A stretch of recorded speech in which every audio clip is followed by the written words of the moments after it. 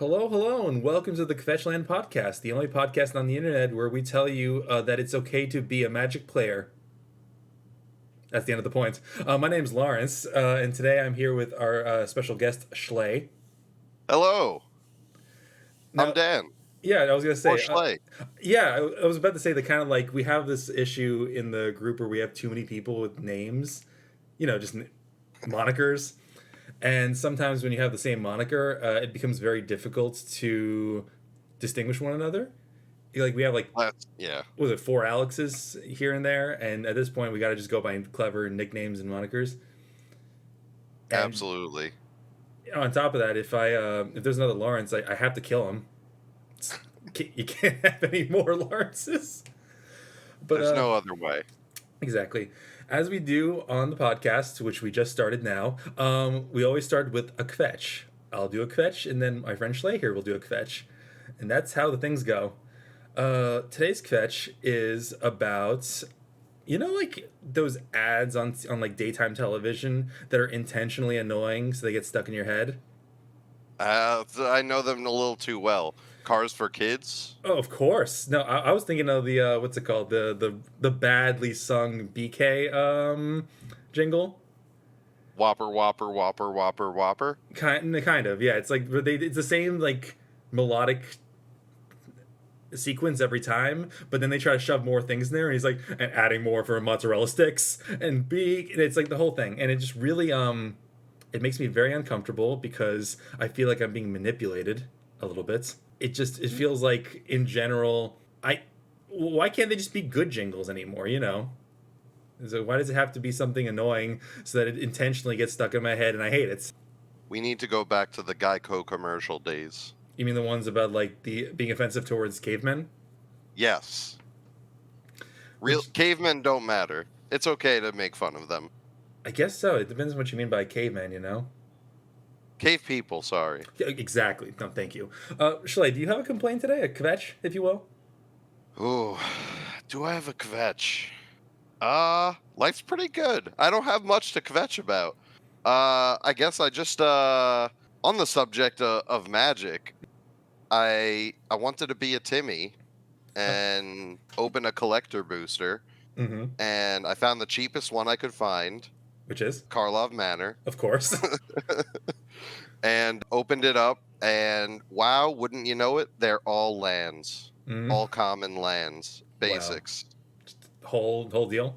The whole deal. 15 of them. Impressive. Non-foil. Are you sure that this is not a manipulated pack? It sounds like tomfoolery has been involved. If it was manipulated, I would know. I would know. You are a master detective. I'm sorry, Dan. I am, yeah, and this is Karlov Manor, so being a detective is part of the shtick. Oh, do you have your deer hunting cap and everything? Oh, yeah. Incredible stuff. It feels like magic sets happen so quickly and often now, and that's not a new take anymore, but like it feels like even that joke feels outdated, and it's only been, what is it, how many months since Manor?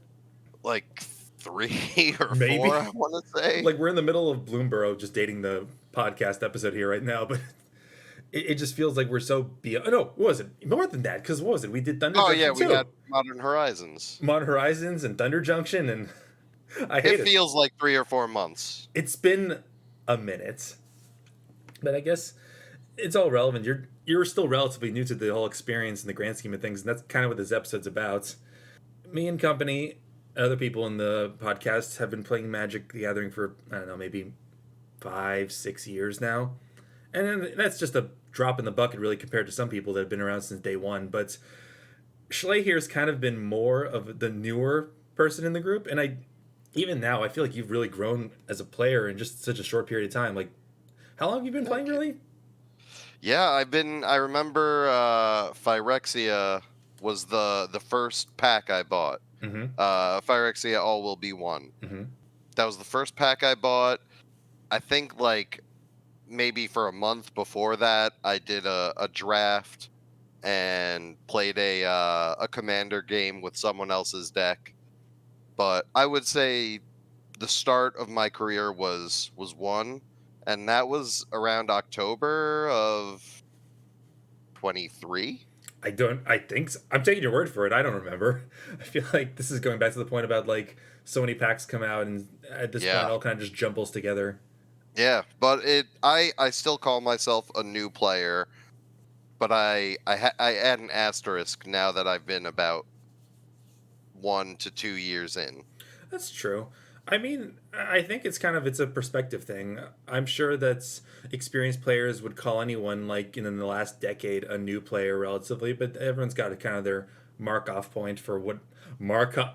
No. Talk Yeah, name drop? Markov Manor. No, but like yeah, the Markov Manor points, and it's actually a very well documented points. No, I'm sure everyone has their point of like what makes them feel old. Like someone would say like, "Hey, what's your first Magic pack?" And they would say like, "Oh, Kamigawa. Oh yeah, Betrayers of Kamigawa was my team too. No, Kamigawa Dynasty." And then all of a sudden they just feel the wrinkles on their skin and the white Yeah, hairs. I had to clarify. This was Phyrexia. All will be one, not new Phyrexia. This is true. I was gonna say like at first I was about to say like, well, what other Phyrexia? But no, it's very true. The Mirrodin block. Oh Yeah, god. that came out when I was in diapers. I mean, it's not that. You know what? I don't know. You're right. I could be right. I could be wrong. But I think the kind of point of this episode was kind of to put some perspective on where people start and how it affects our growth based on initial format of choice and game experience and temperaments. Because I think everyone's a little bit different with the Magic experience. And although we like to try to generalize that everyone kind of goes in the same Magic journey, for better or worse, they don't. Yeah, I would say mine feels like a journey that's been tread before with like my history, games I played before it. But I do still feel like mine is unique enough to everyone else's. Oh, for sure. But that's kind of like what I wanted to ask you about. Like, this is the conversation is what would you consider kind of the predating experiences that led to your point of playing Magic, other than us saying, "Hey, Dan, you want to play Magic with us at some points?" Yeah. So I guess just TCGs in general. Mm-hmm. My first one was Yu-Gi-Oh! Way back in elementary school. Mm-hmm. I never really like got into collecting Pokemon before that. Like Pokemon was something other people were doing, and I really never had too much interest in it. I got a few packs, Mm-hmm. but never got into it. Yu-Gi-Oh! Was where it really started. Playing like kitchen table with my brother, and it never really playing Yu-Gi-Oh! Never really evolved from there. I never got into strategies, net decking, Mm-hmm. solid comps. It was just this card is good. This card is shiny. I want to put it in my deck. Symbols it had to be. And yeah, and that was fun, and I had a fun time with that. I think at that point, the biggest pleasure I got out of the game was the dopamine rush of opening packs. That's a very deep seated thing, I think, in all TCG for the most part. Yeah, The but high. this I feel like is a little bit more deep seated into me because much like you train a dog with treats, Mm-hmm. I was trained with Yu-Gi-Oh packs. Oh wow. So my parents wanted me to take piano lessons, and I was an impossible child. So what they would do is they would buy a pack of Yu-Gi-Oh cards, give it to my piano teacher to give to me upon completing a lesson. They Pavloved you. That's great. They Pavloved me. So by being a good boy and playing piano like I was supposed to, I would get rewarded with Yu-Gi-Oh cards. No, I got you. Yeah, no, that's really funny actually, but not too far the experience from what I had with starting with Yu-Gi-Oh. Again, I think you and I are the same age, and we kind of came from the same neck of the woods. But it's really funny that like I think we all kind of got on that Yu-Gi-Oh fix in elementary school. My mom absolutely couldn't stand it, and I think part of it came from like she didn't get it. And I remember a very like not a pivotal moment, but like a very like a moment that stuck in my head because I just thought it was the funniest shit. Was you remember one of the earliest sets in Yu-Gi-Oh was called Magic Ruler, which they later had to rename Spell Ruler. Ah, yeah. Because of, I forget what, it was weird. It was a weird thing I read up on. But the point was, I remember I get in the car. I was like probably like, I don't know, 8 or 9 years old. I said to my mom, "Hey mom, can we get some magic rulers?" And she's like, "Oh, is that like a math thing or something? Like it's like special like colorful rulers?" I'm like, "Oh no, it's a pack of Yu-Gi-Oh!" And this is already me like having like bought so much Yu-Gi-Oh packs like Metal Raiders and stuff and Legend of Blue Eyes, and I could just like see the look of her eyes in the mirror, like, ugh, Yu-Gi-Oh. And just yeah, no, that just stuck with me. I think that was there any like experience with you? You know, you said that you only did it like kind of casually, kitchen table Yu-Gi-Oh. Was there Oh, anything yeah. there kind of that transpired further as far as TCG, or not until our other common game?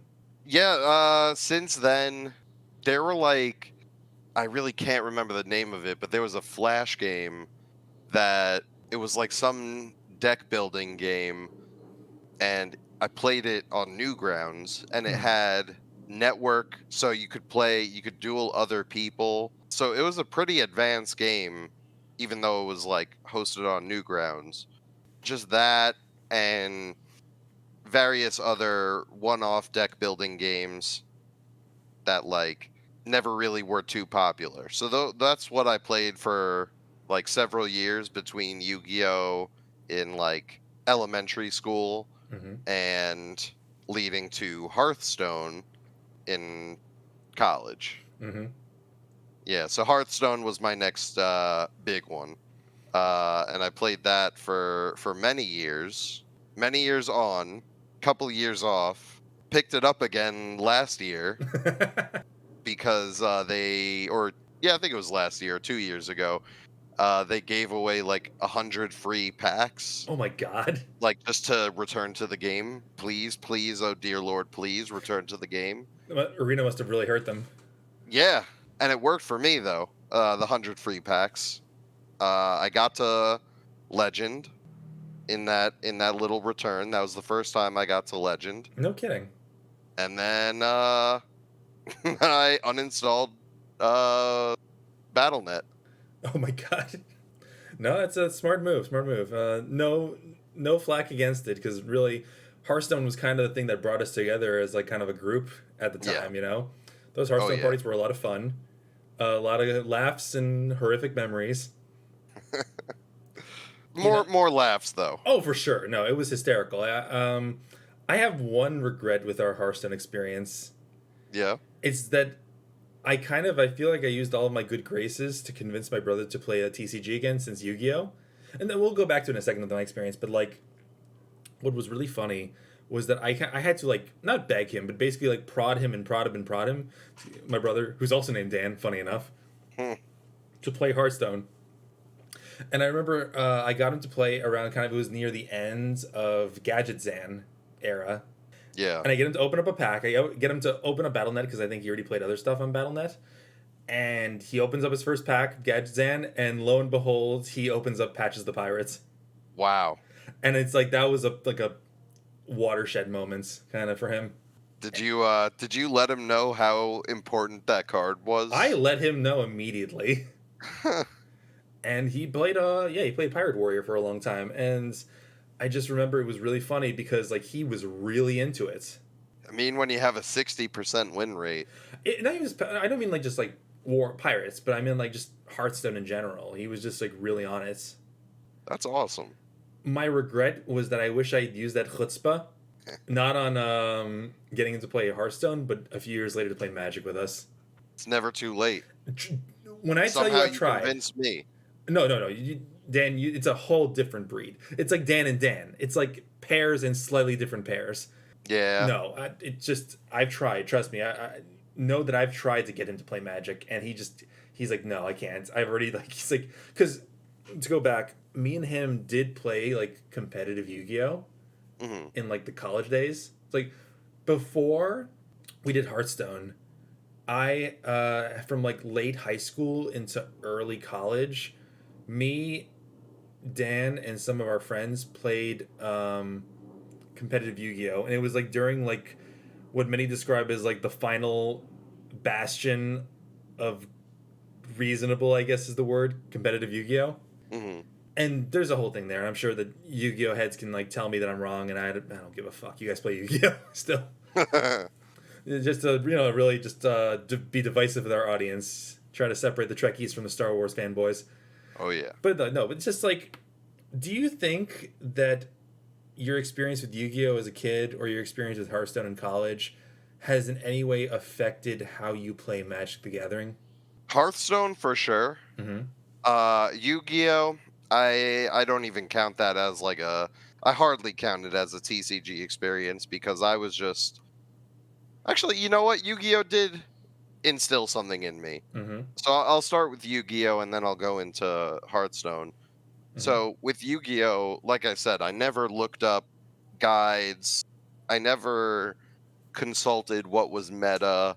I never even tried to synergize. It was just what is a good card. Yeah. So I think that was the Timmy in me. Was just like looking for good powerful cards and then throwing them all in a deck, hoping for the best.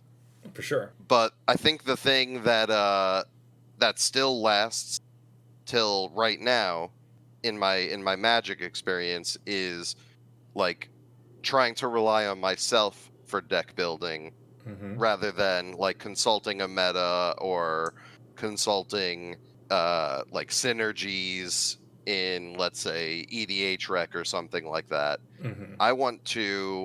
I think a big pleasure of deck building is figuring out something unique or figuring out something that's like a slept on combo Mm-hmm. and really like building on that. Like Huh. that is like a fun part of deck building for me.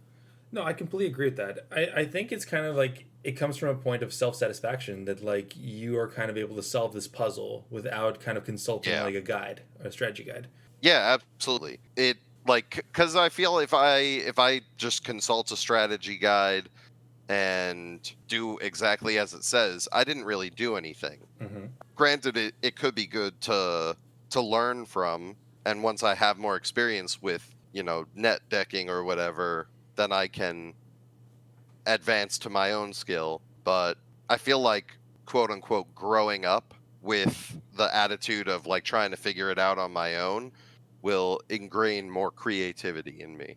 I agree with that wholeheartedly. I think that in a sense, by doing that early, you kind of stop yourself from falling into a lot of the strange hurdles of development that Magic players kind of fall into later on. Hmm. And I'm trying really hard not to throw Alex under the bus for this, but this kind of feels like it's strange how it kind of the trend follows us through the different games we play.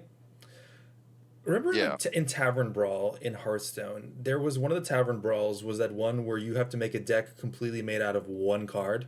Yep. Oh, I love those. And I remember I kind of pieced together very quickly about I think it was Murloc Tidecaller, the one that snowballs for every other Murloc that enters the field. Yep. I remember I figured that out, and I felt very clever that I figured it out, even though I'm not the only schmuck that figured it out. Plenty of people on the Reddit and stuff did. And I remember Alex spent the better end of the morning kind of just grunting and groaning about it. And then finally he yells and he messages me and says, "What the fuck do I do?" The smart thing should have been to talk to him about it and have a constructive conversation. Right. But he was annoying me. And as much as I love him, I didn't want to deal with it. So I just sent him a picture of the Murloc Tidecaller and just like, just do it. Just get your win, get your stupid pack. Get your free pack and move on. And like, that's the thing about it is that Alex is a good Magic player, I think. I think that he is able to internalize strategy. But I think sometimes he is very prone to put the cart before the horse. I can see that. I guess like the cart before the horse in this case is I want the win. Yeah. How do I get the win? But like I think in general, when he has the answer already, which in this case was Murloc Tidecaller, you don't need to have constructive thinking about why or what, like the nuance of what the Tavern Brawl is trying to teach you, which is how do you think about this in a different unorthodox way. If without the limitations of what Hearthstone gives you, how do you solve this puzzle? It's just a Right. puzzle. Yeah, I agree. And speaking of puzzles, one thing I actually did do a lot of with Yu-Gi-Oh, Mm-hmm. I had the Game Boy game, Mm-hmm.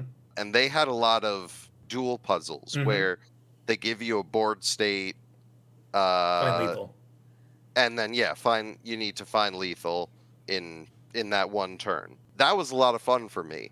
Like seeing what was in your hand, seeing what was on the field, and figuring out some combo that allowed you to win the game. Yeah. And I think that definitely did train me to like think creatively and find fringe combos that may not be quite as straightforward. Yeah, no, for sure. I think it's funny how like I kind of think about how you have grown as a Magic player in a lot of different facets of the game, a lot of different formats, not just Commander, very quickly actually. And like no faster time did I see that than during the we did the Bloomborough draft a week or two ago. Oh, that was so much fun. It was, and like it's funny because I like to kind of like hype myself up as being like a particularly good deck builder for like drafting stuff that we do with the friends. And Mhm. cannot stress to you how humbled I was when like you you beat me really bad with your raccoon deck. Just I can't take all the credit. Those raccoons kind of carried the game. It was a really good deck, and I think it was one of those cases where like I could see like it's not hard to follow a pathway, but I think that we were discussing about how like part of it is exploring and learning from that and being Yeah. able to expand from there. I think that sometimes you get stuck in things and you get stuck in patterns, and if you kind of prime yourself to not just follow the line, but kind of like find out how you can kind of stray from the line in order to find alternative solutions when you get stuck, Right. you're a lot less likely to get stuck. That's for sure. Yeah. I like to stay open, especially in drafts, Mm-hmm. and be open to pivoting, be open to combos or like to different play styles, even within like a two color combination. Mm-hmm. So like even within the raccoons that I drafted, like I can have wildly different play styles. It's kind of funny because I realized that. Do you? This is a question. Like, I was gonna go like format by format, but we're just naturally going into draft discussions and limited. Do Yeah, you find that you study the sets before they come out when drafting? absolutely not. Why? Uh, I I think it spoils it a little bit.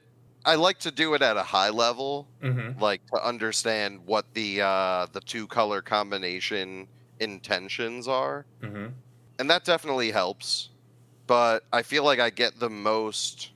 I have the most fun on the first draft where everything is completely new, and I take the rare in my pick one pack one, and then eventually have to pivot Yeah, because I had no idea what I was doing, and the pivoting helps me find something good because I see that okay, this is the color people aren't taking, and now I can have a really locked in comp.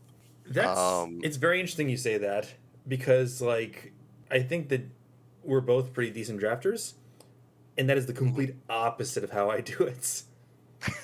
And it's like I think people like, and it's funny because I've definitely gotten like flack for it because people will like say like how much I research drafts and stuff and how much I research a set, and they're like, oh, you're just being Mhm. a tryhard. You're being sweaty about it. And I'm like, that's not. You're not wrong completely, but it's not because I'm so. I like winning. I like winning. I like kind of feeling a sense of satisfaction from building a deck successfully and showing that it works well.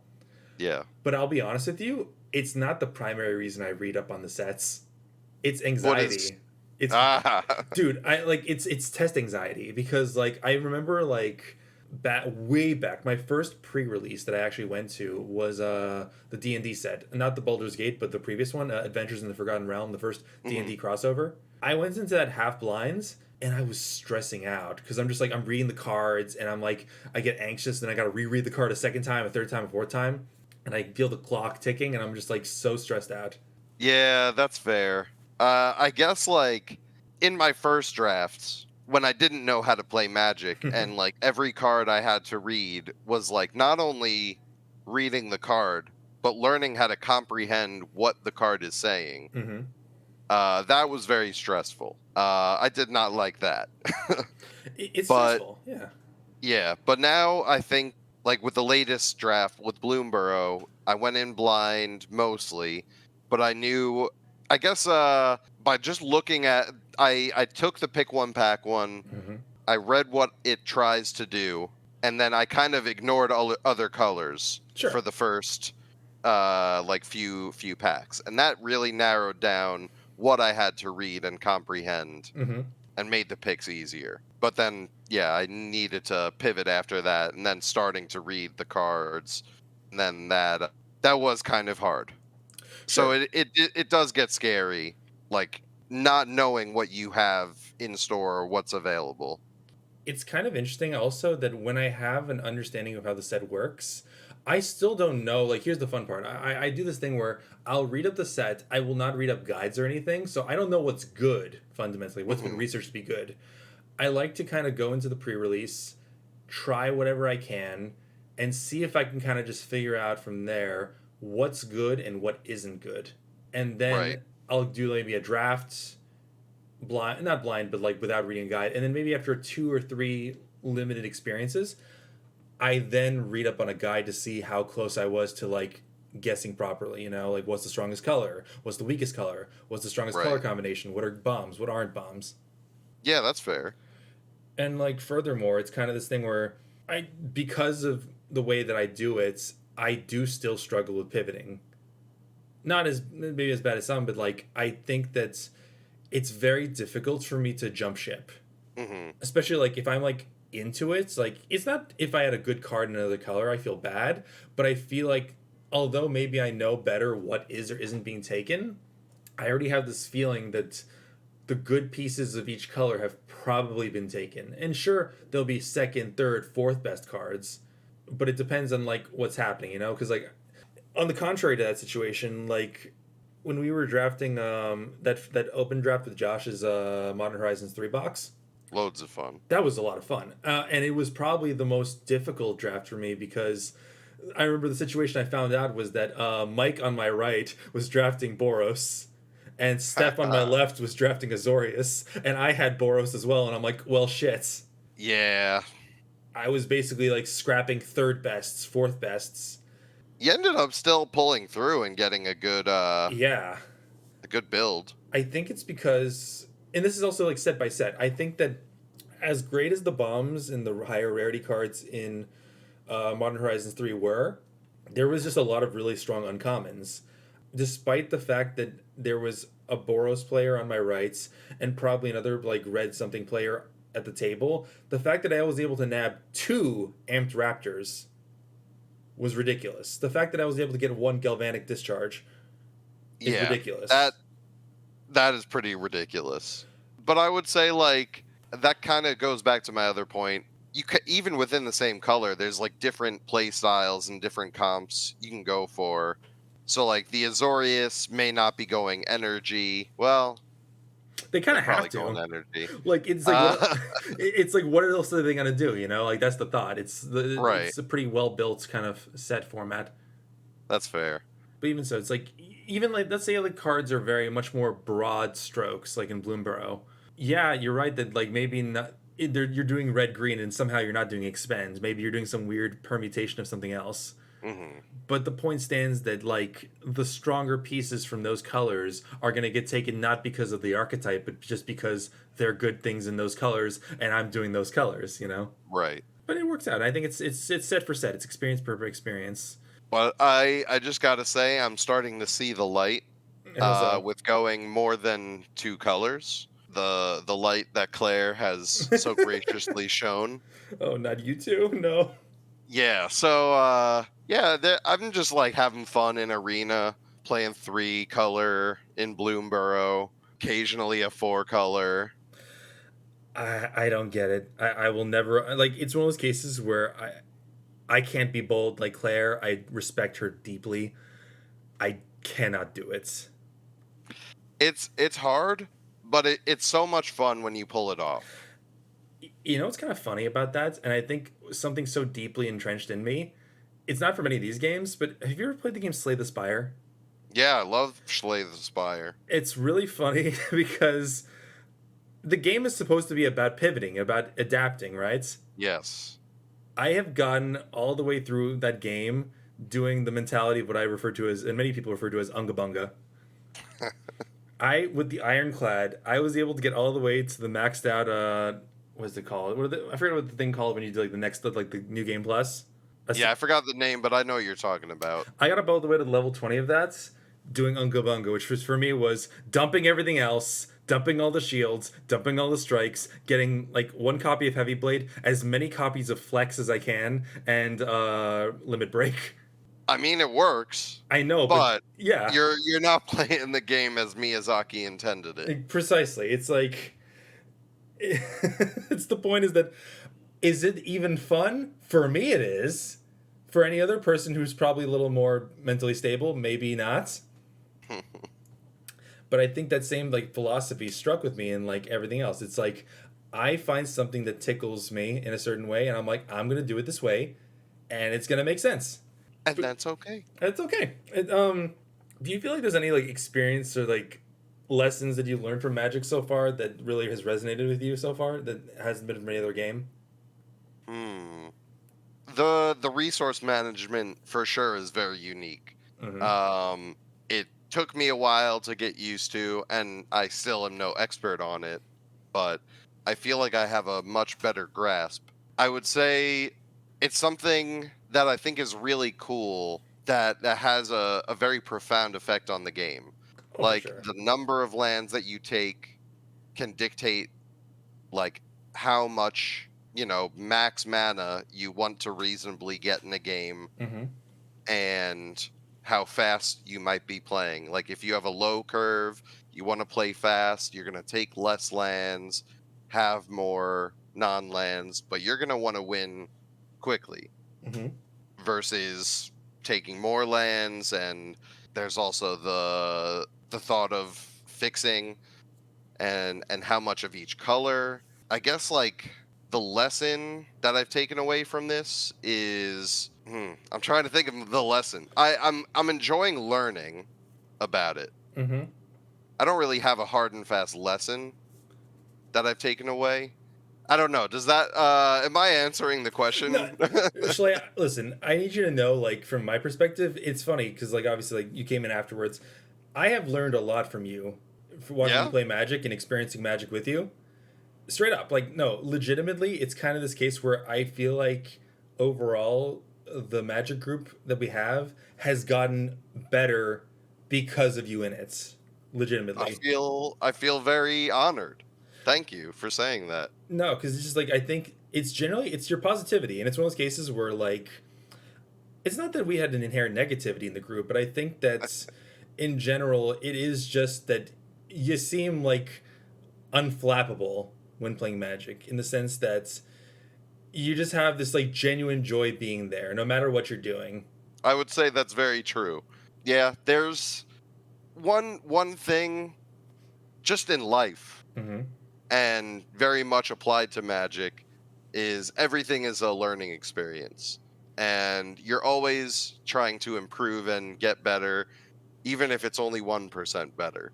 1% better is what we strive for. So if I, go to a draft and draft terribly and play terribly, that's not a losing day, Mm-hmm. because I can take learnings from my draft. I can take learnings from how I played. I can take learnings from how other people drafted and played, and take that and bring it somewhere else. My shit draft on at the game store taught me enough lessons to show up to our friend draft Mm-hmm. and wow some people. So that's why I'm always happy, win or lose, slogfest or not. I think a- I need you to It's a good know day. how incredible that is. Honestly, earnestly, I'm not trying to just tickle your balls here, but like legitimately, like, and it's kind of comes from the fact I'm not going to throw anyone else under the bus this time, but literally myself I'll throw under the bus. It's hard. I think this is kind of like I've talked about this. This is a sort of like it could be the tism for me, it could not be, but just a certain like rejection sensitivity. Fair. When I lose sometimes, maybe not Commander. Commander's weird because it is a party game, but Mhm. when I lose at Magic, I feel bad. And it's one of those things where like I know I'm not the only one, Yeah. and it feels like it's whatever you rationalize it as is like sometimes I feel bad because I feel like I wasted my time. I'm very thankful that I have friends in this hobby because I feel like I cannot imagine how rough it is for the person who has to like leave their house. If maybe they have a partner at home, they have to literally allocate time away from their family, their partners, or whatever they're doing to go to a hobby shop by themselves and play the game. And then if you lose, especially if you're going to like a tournament or something and like you spend Yeah. money and time to make the deck and then you lose, I feel for those people. I do. And so like Yeah, that's it. It's got to be rough. I'm blessed because obviously I have you guys, and I'm also thankful like to having like so many friends in the hobby and making more friends in the hobby, having a partner who's also happens to play Magic. I feel very blessed, you know. Yeah, you should feel blessed. You do have like a great group of people to play with. It's not too difficult to like get a game going Mm-hmm. and to enjoy the hobby. But I am also blessed. I feel the same way. Like you guys are great to play with. It's like a diverse play style group of people, Mm-hmm. which is also very cool. And I've learned a lot from all of you, obviously, because I am the new player. Uh, but it's been a great experience so far, and most of that I would say is due to the people I've been playing with. You're gonna make You me guys. blush. No, honestly, like I think it's funny you mentioned. We're gonna wrap it up real quick. Don't worry. But just like the fact of like mentioning how you're different from Claire, and like Claire's whole thing is going into every draft and sealed and trying to shove Mhm. as many colors into the pie as possible, which is bless her heart for her bravery. Yeah. You have me on the sweatier side, and you have like then like Sam on the like more I guess like no orthodox traditionalist kind of thing because he's like he used to play Yeah. he still plays modern and being probably the only foil gremlin that we still have in the group. I'm starting to see that light too. I will never get it, especially like with the era of like foils we deal with now. Like you never know if a set's gonna have like the Pringles or not. I don't get it, Fair. but like, I'm glad that other people do, and I think that like kind of just makes the whole thing more enriching. Schley, I want to thank you for coming on the show today. I just the whole point of this show is for us to kind of like open narratives that aren't necessarily like in every other show, and just kind of showing a grounded Magic experience. Yeah, absolutely. It's been great to talk about. I hope I didn't say ums and uhs too much, and I gave you some useful audio or usable audio. That's for the editors. Don't worry, we'll put them to work later. But one last thing, we started with a kvetch. I want to end with a kvel. Uh Do huh. you have anything positive going on in your life that isn't going to dox us? Positive in my life that isn't gonna dox us. Yes. Um, I have a renewed.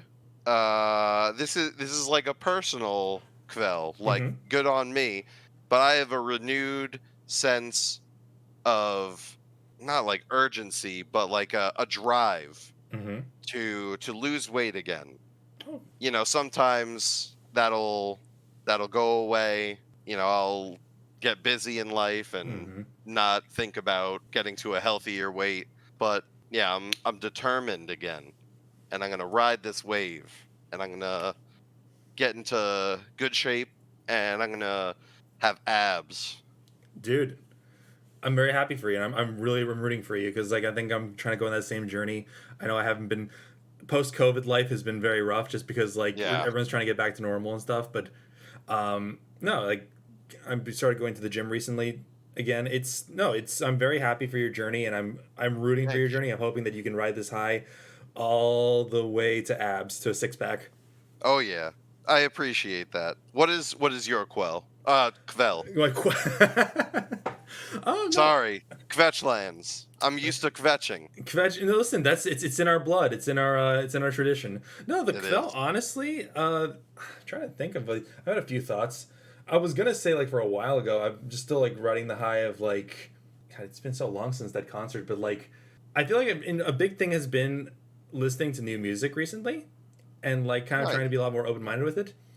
My fiance and I went to a show for the band the Marias recently, and it's one of those cases where like I do not like going to concerts in general. I do not like the environment, mostly because it's loud and that makes my ears sensitive.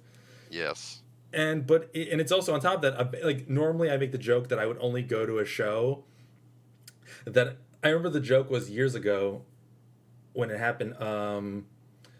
Not that long ago, but the point was, I would only go to a show if it was like a band I really really like, and maybe a second band I really really like. And then when I found out that Last Dinosaurs and Vacations were touring together, and I'm like, well, son of a bitch. Yeah, you gotta go. And Though then I that's went. not even an option. No, of course, and it was great. And I know you're a big Last Dinosaurs fan as well, so it was just like being more open to the listening to music and the musical experience. Small things. That's great. I'm also huge into music, and this is something I've been doing. I am making it a point to go to a show every month. Really? Yeah, shows can be very cheap. Mhm. Like if you're not seeing like big bands, which I'm not. Mhm. $40 for a ticket a month is like a very doable habit for me, and Oh. it gets me out, forces me to expose myself to new music. It's just a fun time. So I definitely recommend that if you want to ease your way into liking concerts more. Oh, for sure. I think I'd definitely be more comfortable with like a smaller show or something like that. But no, that's Yeah. great. And frankly speaking, I think it's like $40 for a show like that is probably like the equivalent of like nowadays going to the movies and getting a snack. Yeah, and that's just the snack. I wish that wasn't. I wish that was hyperbole and not real. Yeah. Either way, Schley, it was great to talk to you. Thank you so much. Great to talk to you too, Lawrence. I'm gonna say one was this has been the Kvetchland Podcast. For all your Kvetch wonders and needs. If you like this, leave a comment. If you hated this, leave a Kvetch. Like, comment, subscribe. Have a kvetchable and kvelable day. Goodbye. So long.